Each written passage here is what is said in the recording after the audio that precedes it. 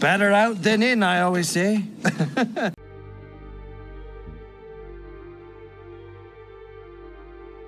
That's all it is, Miles. A leap of faith.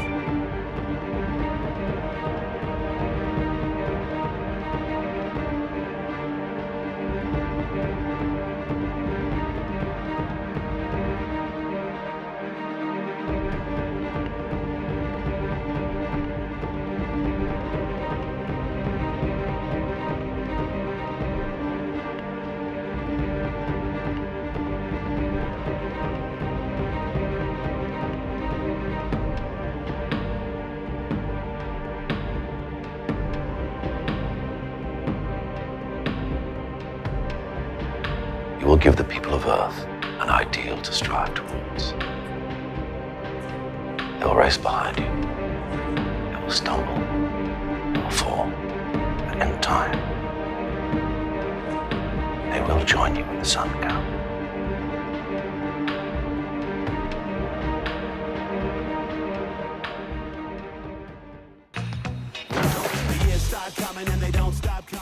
The movie Shrek follows Shrek on his journey to do two things. First, to save his swamp, and second, to rescue a princess. Along his quest, he encounters a number of challenges that come in the form of a talking donkey, some merry men, a dragon, and falling in love. Each of these challenges brings with it a very interesting lesson as well, and today we are going to discuss them. He huffed and he puffed and he signed an eviction notice. The first thing that I want to discuss is Lord Farquaad's banishment of mythical creatures. There's a time at the beginning of this film where he gathers together any creature that might be mythical and places them all at Shrek's swamp. And it's done as just a way to kind of get them out of his way, since he does not like them very much. And this aspect of the film, this part of the film, doesn't really have a gospel teaching per se to go along with it, but I thought it felt nicely and it works nicely as a way to share a little bit about the history of the church and Christian history, particularly under Roman rule. Now, after the crucifixion of Christ, after he had established his church and then passed away and resurrected again, the Christians of that time experienced a large amount of persecution from the Roman Empire, especially some of the emperors that existed at that time. The persecution would even go so far as executions, as well as the burning of books and lots of other things. And so it was a very, very hard time to be a Christian, but it was also a time in which there were a large amount of very, very strong Christians as well. And so it's a fascinating time of Christian history, and it's actually technically something that you see a lot throughout the history of the church, both going back into the Old Testament times as well as things much more modern. Persecution is just something that always seems to pop up around those who are followers of Jesus Christ. And so this movie and the part with Lord Farquaad involving the mythical creatures and kind of placing them in their spot really is not 100% accurate to how it went with the Christians, but it is something that kind of can display the idea Lord Farquaad is a man of power who doesn't like this group of people or creatures, whatever they might be, and wants to get them out of his way and is going to do what he has to in order to accomplish that. And so it's kind of a nice lesson, something that we see in the film that does translate into things that have happened in real history with Christians as well as other religions as well. No religion has really been free from any persecution at all. And so it's a fun little lesson and something that you see in the beginning of the film. I've got a talking donkey. Right. Most of the creatures that we meet in Shrek are mythical creatures. They're not based off of anything that's actually real. You know, we see ogres, we see dragons, we see dwarves, we see Pinocchio, we see a lot of different things that are not real creatures that end up in this film. But that actually doesn't apply to one of them. There is one creature, one of the main characters actually, that seems mythical but is actually based in reality, and that is Donkey himself. Now, Donkey is mythical in this film because he can speak, and as we know, speaking creatures is not something that we see in the normal world. But a talking donkey is actually scripture. It's actually something that occurred in Old Testament history, and I wanted to share it with you just briefly. This account can be found in the book of Numbers, and it's involving the story of a man named Balaam, and this is the interaction that he has with his donkey.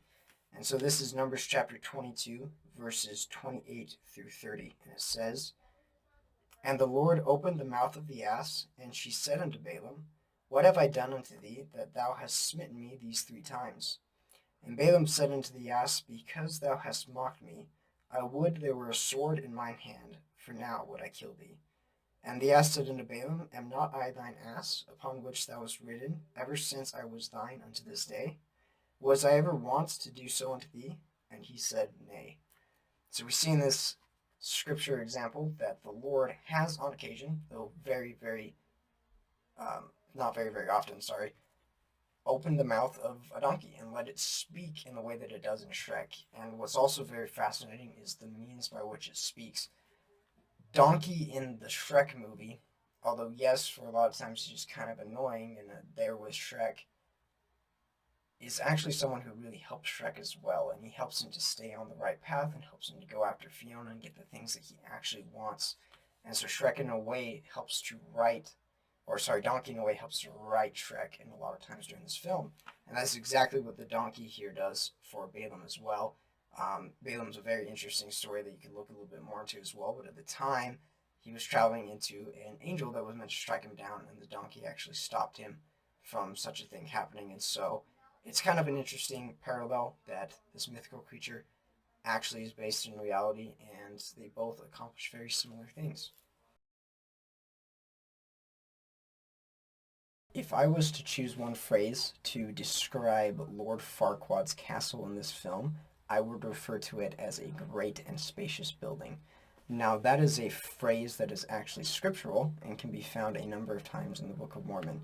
And I wanted to briefly share with you the first encounter that we have with the great and spacious building that can be found in 1 Nephi chapter 8, verses 26 and 27. I'll go ahead and read that right now. It says, "And I also cast my eyes round about, and beheld on the other side of the river of water a great and spacious building, and it stood as it were in the air, high above the earth. And it was filled with people, both old and young, both male and female. And their manner of dress was exceedingly fine, and they were in the attitude of mocking and pointing their fingers towards those who had come at and were partaking of the fruit." And so this first encounter that you have with the great and spacious building is during a vision that the prophet Lehi has, which is a vision of many coming to Christ as well as many going away to this great and spacious building. And I'll put the verse up for you right now so you can read it, but there's another verse later on in chapter 11 that discusses what this great and spacious building represents in the vision, and it talks about it being the pride of the world. Now, pride is a very good word to describe Lord Farquaad in this movie. He is an extremely proud man who all he ever wants to do is be better than everyone else. He wants his kingdom to be the greatest there has ever been. And he learns in the film that in order to really accomplish that, he has to get married, because where he's currently at, he is not a king. He's not truly a ruler. And so it's kind of an interesting idea to see that he has this massive building, but it's really lacking anything that makes a true kingdom, because he himself is not a king. And we see Shrek and Donkey visit this kingdom a couple of times, both at the beginning of the film and towards the end of the film, and in both occasions, it's a very large, very big castle, but when they go inside, there's really not much there to it. And most of the people that you meet are never around and never there and actually doing anything. And so it's kind of this idea of that's exactly what the Great and Spacious Building is. It's a building that on the outside looks grand and looks amazing, but inside really doesn't deliver on anything that you would truly desire from a kingdom. And the ruler of it, though depicting himself as some great and amazing person, is really not even a king and not even worth anyone's time. And so, yes, the Lord Farquaad Castle and how it interacts with the people of the kingdom doesn't fit perfectly with the Great and Spacious Building, but I think it provides a nice symbolic look at what that building is and what it kind of represents, this great building that is the pride of the world. Lord Farquaad's castle represents his pride and everything that he is desiring and seeking for. And so it's a very good lesson to understand that this building, this great pride of the world, is not something that we want to be a part of. And that's another big thing in the Shrek film, is none of them want to be a part of Lord Farquaad's thing. Even Fiona, who's meant to marry him, does not actually want to be with Lord Farquaad because of what he is and what he represents. Quest? I'm already on a quest. A quest to get my swamp back. As was mentioned in the introduction to this video, the main storyline that Shrek follows is his quest. And actually there's two quests that are really featured in this film. The first one is his personal quest to get his swamp back. Lord Farquaad had thrown all the mythical, magical creatures into his swamp, and he simply wants to get them all out so that he can return to the peace and quiet that he enjoyed beforehand. The second quest is the quest that he must go on in order to accomplish his original quest. That quest being to go and rescue the princess from the fire-breathing dragon and bring her to Lord Farquaad so that he can marry her. And that's where the great line in the film comes from, where he says, "Quest, I'm already on a quest."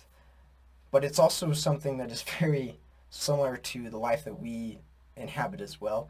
I'm sure many of you have experienced times in life where you feel like you're already doing something that's very, very important, and something else comes up that you have to go about as well.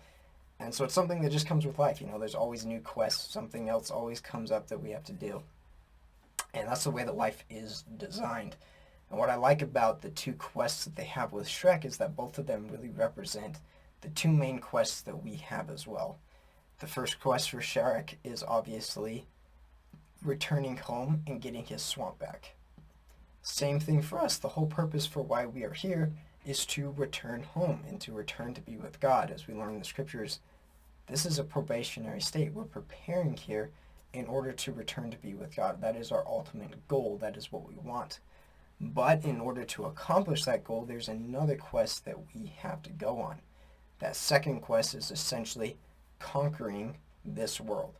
We want to return to be with God. We have to first work our way through the challenges of this world, which is going to prepare us to receive God's presence again. And so this quest that Shrek has, his second quest, brings with it a lot of different challenges that include things such as merry men, such as the talking donkey, and ultimately kind of ends with the fire-breathing dragon that he has to learn to beat. And what's really symbolic about that is that in the scriptures, particularly in the book of Revelation, the adversary, or Lucifer, is referred to as a great dragon. And in order to win the quest that we are on for this mortal life, we have to learn to overcome that dragon. We have to learn to beat it. Along the way, we may encounter other challenges, such as the merry men, and we may have to rescue and help others along the way, such as the princess. But ultimately, we must learn to accomplish these things if we ever want to achieve our first quest of returning to live with God.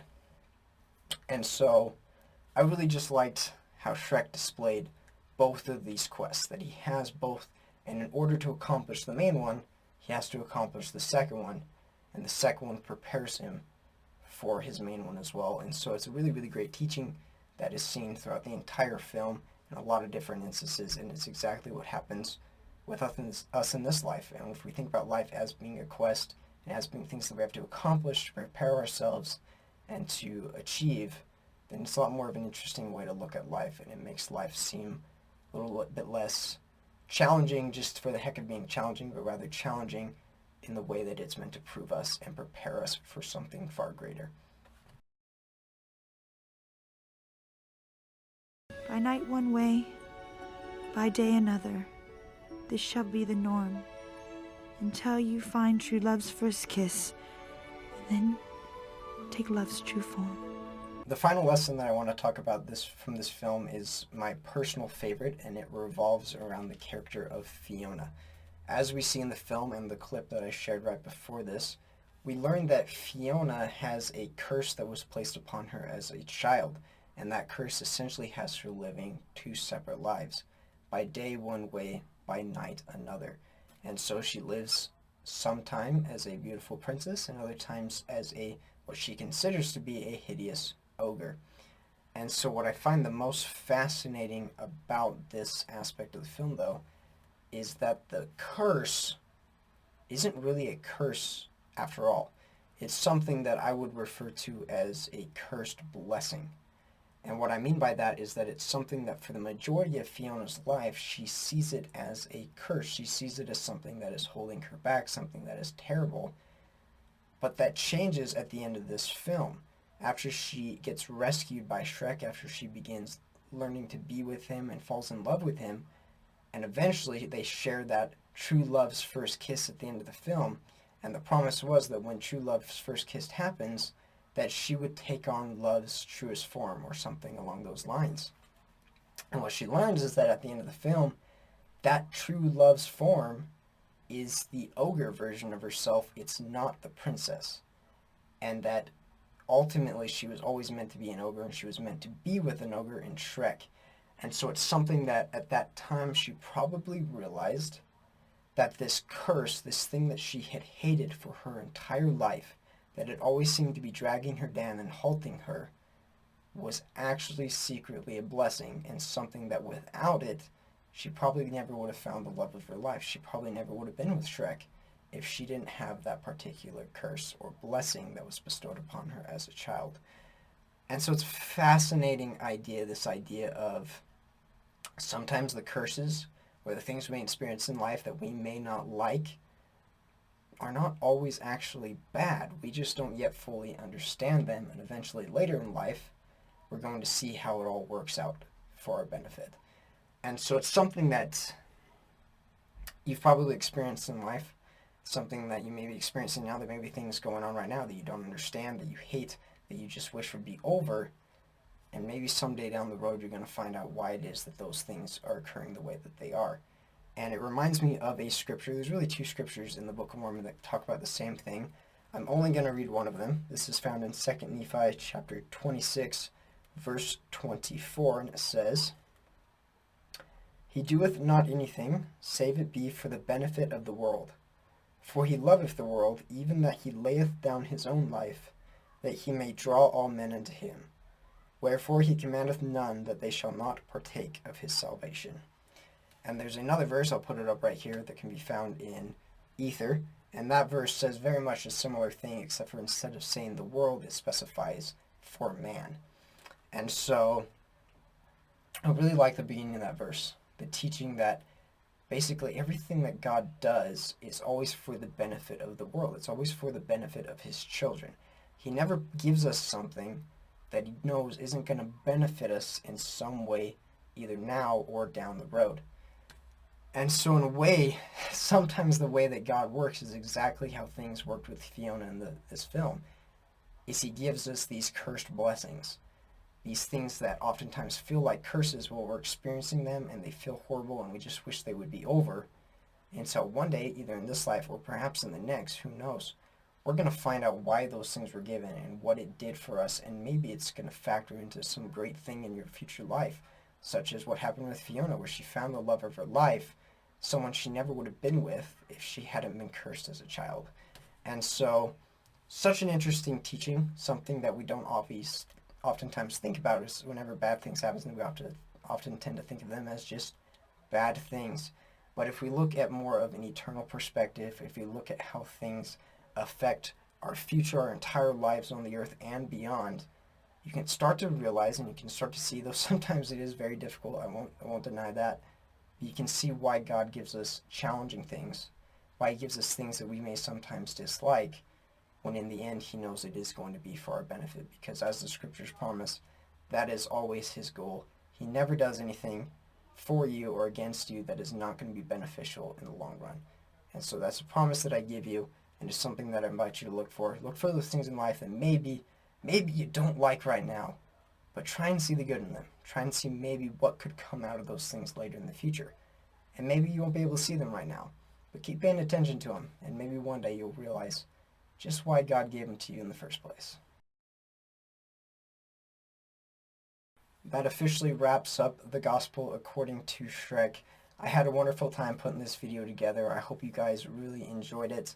I enjoyed watching the film and looking at all the different ways that it could teach us the gospel and teach us about Jesus Christ. There were a lot of lessons that I came up with for this film, and unfortunately I was not able to include quite a few of them in this video. So If you guys saw anything that maybe you thought of that I didn't include, let me know down in the comments. I'd love to read those, and others can read them as well. And also, just so that you guys know, next week's video is going to be on Treasure Planet, and I look forward to doing that.